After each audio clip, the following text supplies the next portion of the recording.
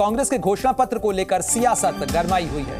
रक्षा मंत्री राजनाथ सिंह का बड़ा बयान सामने आया है, जिसमें उन्होंने कहा है कि देश को पीछे ले जाएगा कांग्रेस का घोषणा पत्र। घोषणा पत्र दिवालिया बैंक के चेक जैसा है। एनडीए की सोच विकसित राष्ट्र बनाने की है।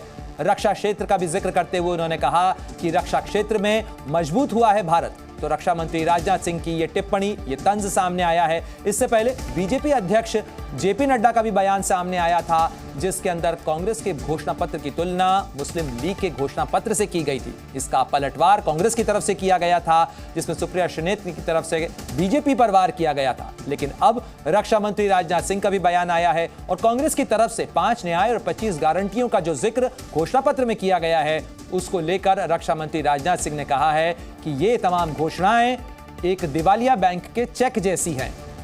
रक्षा मंत्री राजनाथ सिंह ने कहा कि एनडीए की सोच विकसित राष्ट्र बनाने की है। क्या कुछ उन्होंने कहा, सुनिए जरा।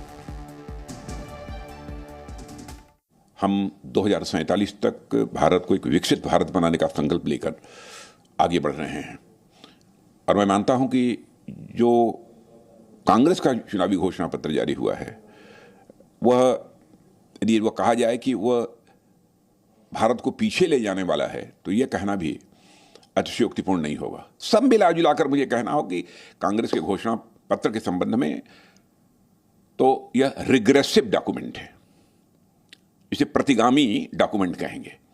और भारतीय जनता पार्टी बराबर जब घोषणा पत्र जारी करती है तो उसका घोषणा पत्र एक प्रोग्रेसिव डॉक्यूमेंट होता है। तो कांग्रेस की जब सरकार थी तो आतंकवाद के सवाल पर मुझे लगता है पता नहीं क्यों बचते थे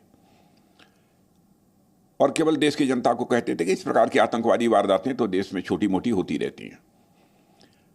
लेकिन आपने देखा कि मोदी जी के नेतृत्व की यह सरकार ने आने के बाद कितनी मजबूती के साथ, कितनी गंभीरता के साथ इस आतंकवाद के संकट को लगभग समाप्त कर देने में कामयाबी हासिल की है। पड़ोसी देशों को भी एहसास है कि भारत पहले का भारत नहीं है। यदि भारत के साथ अधिक छेड़छाड़ की गई तो भारत उसका मुंहतोड़ जवाब दे सकता है।